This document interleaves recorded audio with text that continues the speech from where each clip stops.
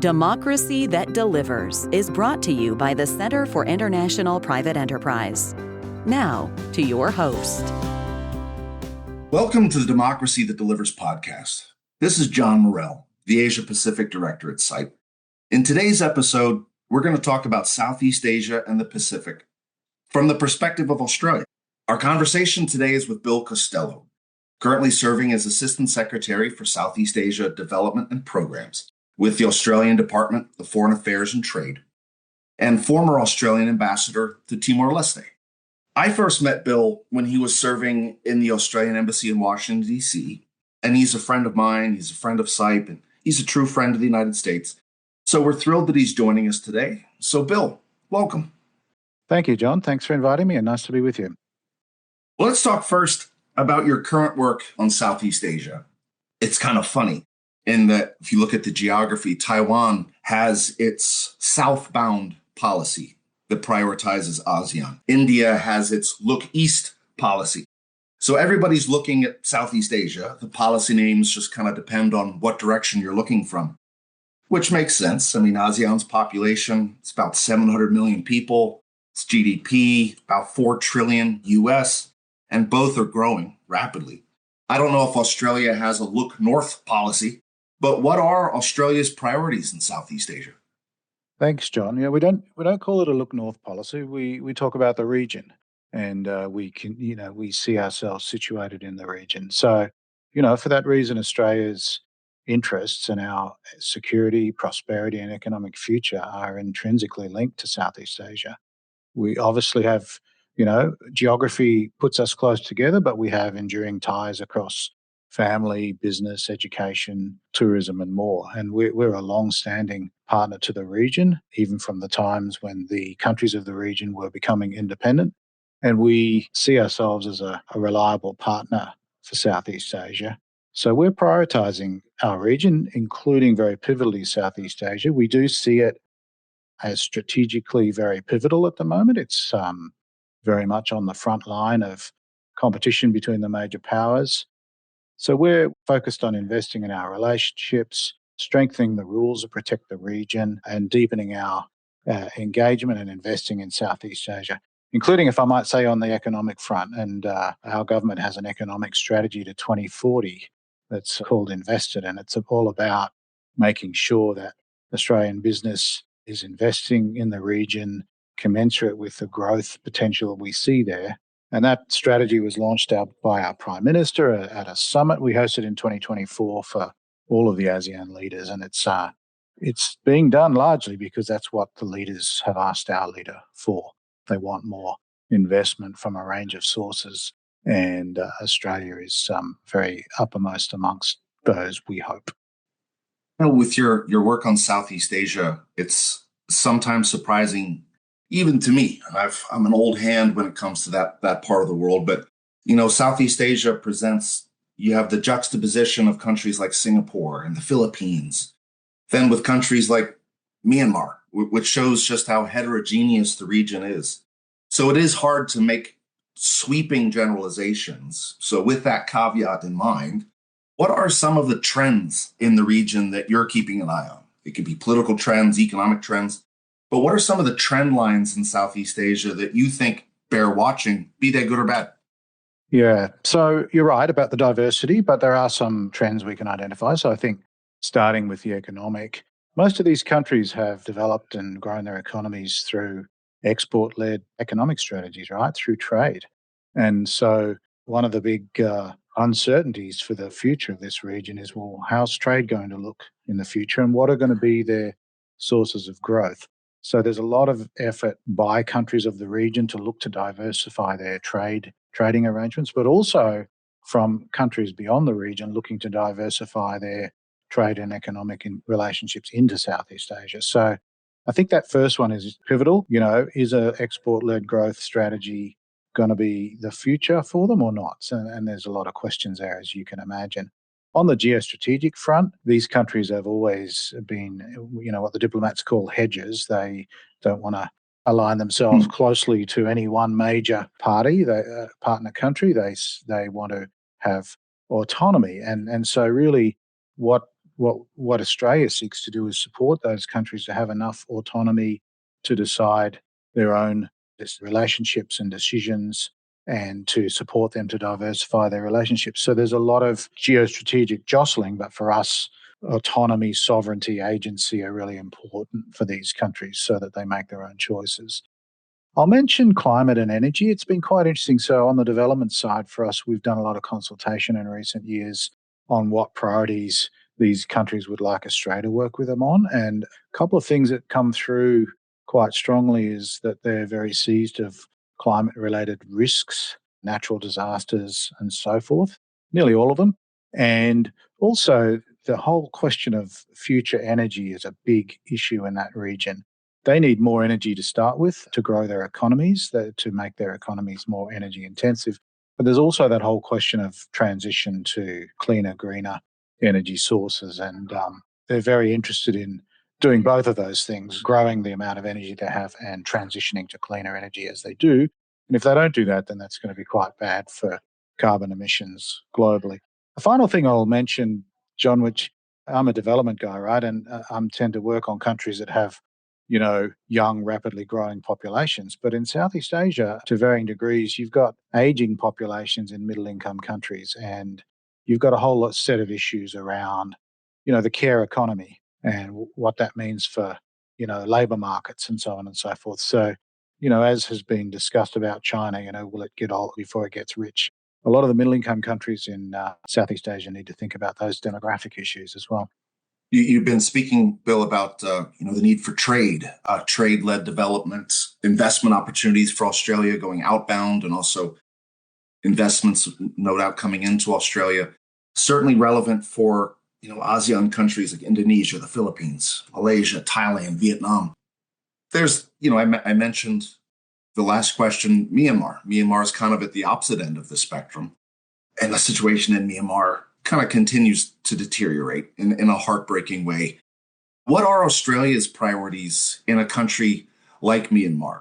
How does Australia engage in Myanmar? I know it's not your area, but it is a country often in the news. How does Australia engage in a situation as complex and as difficult as Myanmar? You're right. It is a difficult situation. And, the first thing to say is that Australia has grave concerns about the political and humanitarian crisis in Myanmar. We continue to call for a cessation of violence and the release of unjustly detained prisoners, and safe and unhindered humanitarian access and inclusive dialogue among all the stakeholders. So we seek to engage a whole range of stakeholders.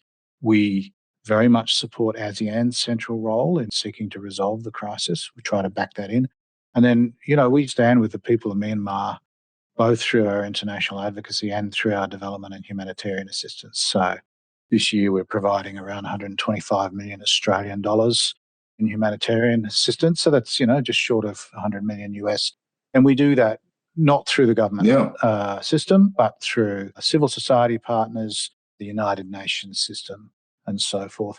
And I just mentioned too, John, while we're in Myanmar, the extremely dire situation across the border in Bangladesh, in the Cox's Bazar area, with the Rohingya population who were, essentially forcibly expelled several years ago. And, the cuts to humanitarian funding system globally are impacting and will continue to impact that group. So that's a particularly dire element of a overall very, very concerning situation in Myanmar. Yeah, it certainly is. I've traveled to Myanmar numerous times. CIPE used to be quite active there. While I've never been to that portion of the country, I'm very familiar with the plight of the Rohingya. A credible case could be made for the fact that that is the most oppressed, disadvantaged, marginalized demographic on earth. Of any country, any group of people in any country in the world, the plight of the Rohingya in Myanmar really is heartbreaking. But we don't want this conversation to become too sad. There are positive stories coming out of ASEAN, including from a smaller country that is no doubt near and dear to your heart, Timor-Leste. I think it was September of last year, late last year, formally ascended to ASEAN, becoming ASEAN's 11th member. I think it was well over a decade-long process for them to grow from observer to now being a full-fledged member of ASEAN. What's your assessment of Timor-Leste now being a member of ASEAN? It seems to me certainly good for Timor-Leste, but what impact will this have on ASEAN economic integration and any foreign policy implications to ASEAN now, to Timor-Leste now being a member of ASEAN?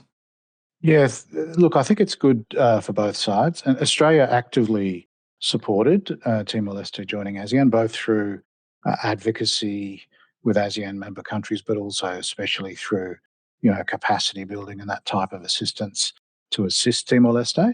They are definitely at the lower end of the capability spectrum, if you like, in terms of their ability to participate and benefit. But we see a lot of benefits, particularly for Timor-Leste, not least that it now joins a collective voice in the region. It has that regular interaction with its neighbours in a structured way, which will allow it to contribute to the debate. It will bring to ASEAN, strong democratic credentials and so forth. It is a highly functioning democracy. If it's not highly functioning economically, it certainly is as a democracy. And over time, it won't happen immediately, but over time, the economic integration to that growing market, we hope will help Timor-Leste's development prospects materially. So if nothing else, it'll give them a set of standards in terms of rules and regulations and so forth to work to adhere to, and that will improve the kind of underpinnings of its own economy. So there are a lot of reasons to welcome Timor-Leste joining ASEAN, and the decision of the ASEAN leaders was very wise, we think. Well, that's fantastic to hear. I'm not surprised that Australia played the role that it played. But just in thinking of the timeline, much of that work would have been done while you were Australian ambassador to Timor-Leste, Australia's support for that ascension process. If I may ask, Bill, what are you most proud of from your service there as Australian ambassador to Timor-Leste? Yeah, thanks. I think there's a whole set of complex issues in our relationship, but one of the things I'm most proud of is helping bring Timor-Leste to the kind of top tier of foreign policy considerations for Australia. It's a very near neighbour to us. If you're in the northern city of Darwin in Australia and you catch a flight to Dili, Timor-Leste, it takes about 45 minutes. So it's remarkably close to us, and it's very central to us. So we've been doing a lot of thinking about how to help Timor-Leste grow and become more stable. We've opened up avenues for labour mobility, so Timorese workers to work in Australia under very carefully regulated government-supported arrangements. We've been focusing on things like skills formation, given that it's got a very young population. We've been trying to address a shared oil and gas resource that we jointly need to develop if we can. So we've been really upping our attention to Timor-Leste. We've been also helping them build their infrastructure. While I was there, we were working for them to have their first undersea fibre optic cable so that they could actually get decent internet in the country for the first time. So there's been a whole uplift in our effort to help Timor-Leste get to a point where its economy grows and its people have better prospects. So that's what I'm most proud of, really just deepening and broadening that relationship. That's fantastic, Bill. And I'm familiar with some of the DFAT's investments in undersea cables that Timor-Leste, but there are also several in PNG and elsewhere. Yep. Those really are visionary investments that are going to have transformative impacts on the economies of these countries, because these countries have, amongst many obstacles, some of the most expensive internet access on earth. And so these investments by DFAT, not only is it going to benefit the Australian taxpayer and the Australian economy, they're going to have transformative impacts on the countries that receive them. I'm very proud of what we've done there, John. If you told me 15 years ago that Australia will help every Pacific Island country to have a modern fibre optic cable connectivity so it can connect to the internet, I would have said, wow, that's really something. But that's basically where we're headed. We're just about there, working with other partners, including the US and Japan. But if you have a population that's small and remote, your biggest disadvantage is connectivity. And so helping overcome your biggest disadvantage matters a lot. Sure. And Timor-Leste, speaking of the Pacific, Timor-Leste was your most recent overseas posting, but I believe your first overseas posting was in Papua New Guinea, which more than any other country, straddles both Southeast Asia and the Pacific.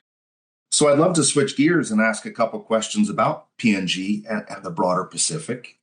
CIPE has been designing and implementing programs in the Pacific for over a decade. And CIPE's work in the Pacific focuses on strengthening economic resilience and democracy, the importance of which is amplified by the increasingly coercive actions of China. Your boss, the Australian Foreign Minister, Peggy Wong, recently said, and these are in her words, that Australia and China are in a state of permanent contest in the Pacific. So if I may ask, Bill, how does Australia assess this contest today in the Pacific? Yeah, thanks, John. So, by definition, the contest is ongoing. If the first thing to say is, we perceive ourselves, and we are a Pacific nation. We're a member of the Pacific Islands Forum, which is the primary regional institution for the region. Our Prime Minister attends the Pacific Islands Forum regularly every year. Wouldn't miss it. And, we aim to be a partner in the region that other Pacific countries can count on. We're the largest development partner by some margin. We are and we aim to remain the region's security partner of choice.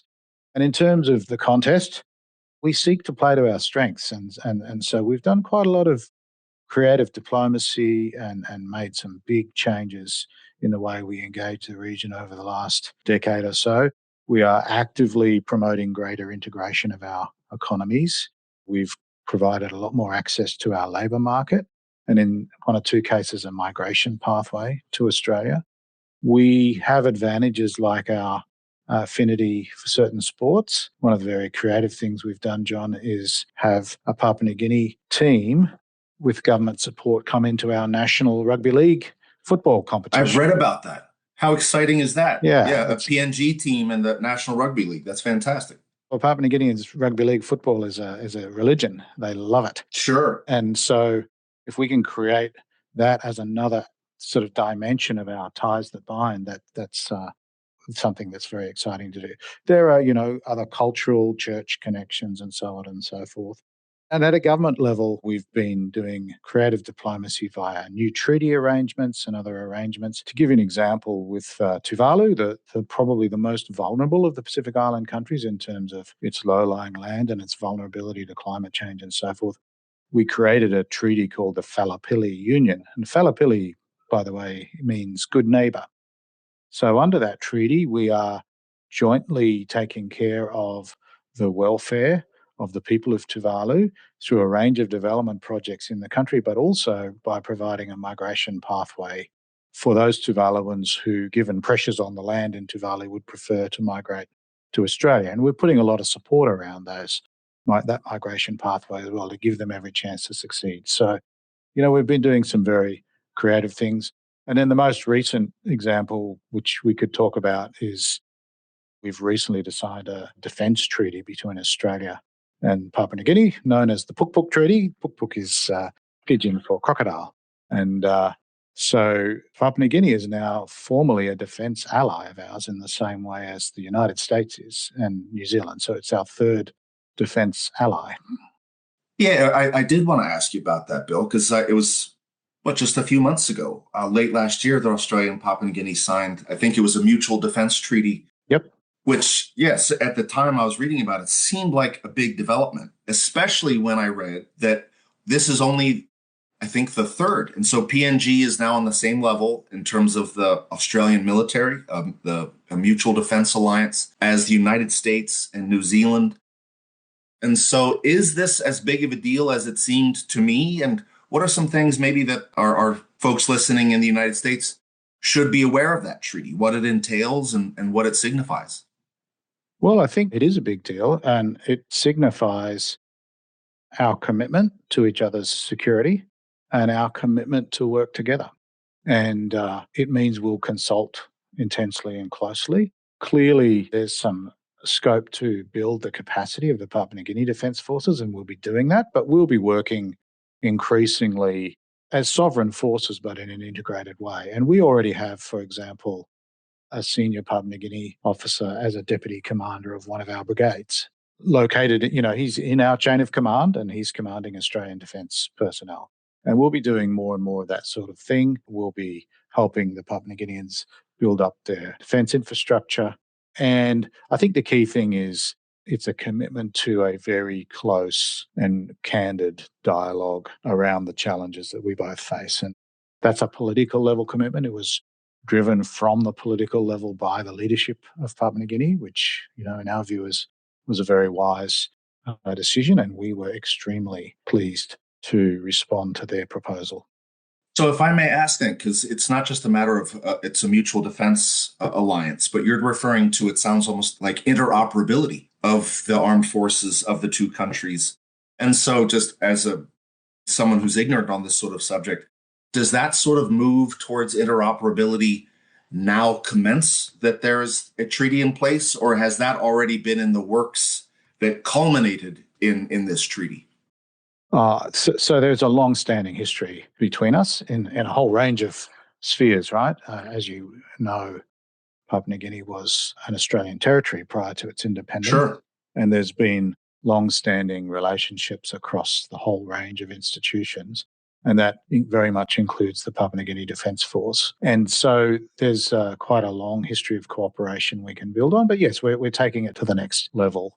Yes, interoperability. If we're going to be able to support each other, we need to be able to work together effectively. And that takes a lot of careful thought about, systems and command structures and all of those things. Sure. It's still sovereign states. They get to make their decisions and we get to make ours. But yes, it's a step up in an existing level of cooperation. Certainly exciting. And speaking of geopolitics and allies, CIPE has operated at the intersection of Australian and U.S. foreign policy.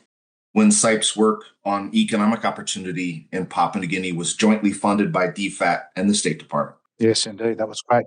And we're very proud of that at CIPE because Australia and the United States share values. Our economies and our cultures are interwoven.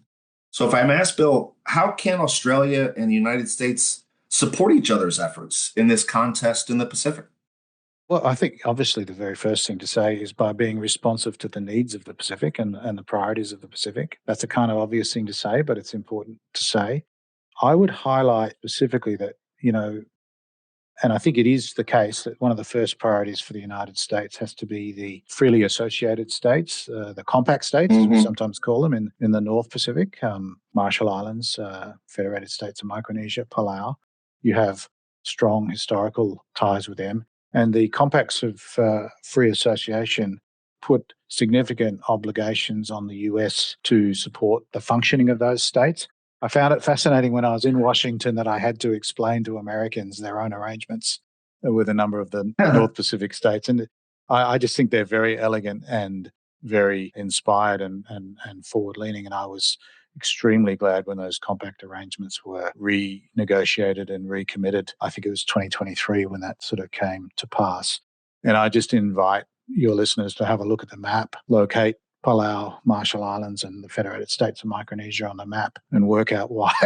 Those arrangements are very, very much in your interests as well as ours. So, that's kind of the first thing. Australia really commends the US for the type of arrangements you have there. And I think the quality of the development that happens in those countries is something that can always be paid attention to. Secondly, the US brings great you'll know this, but the US brings great institutional partnerships to the Pacific as well. I'll highlight a couple in particular. There are many, but Coast Guard is a really good example. It's a capability that the US has that is highly relevant to Pacific countries that have difficulty patrolling the large blue Pacific, as they like to call it. Good to tell your listeners, by the way, that the Pacific leaders have over the years tried to reframe the view of the Pacific as the blue Pacific continent, right? So not seeing the isolation and distance of the land, but seeing the totality. And in that environment, your Coast Guard makes a lot of sense. There are increasing law enforcement challenges in the countries of the region, unfortunately, for example, the drug trade. And so a number of your law enforcement agencies have really good relationships out in the Pacific, and these are things that we can do as well. You're actually a player in the tuna industry, which is one of the economic key sectors for the Pacific for reasons you can well understand. And so it's good for the US to be an enlightened player in that industry.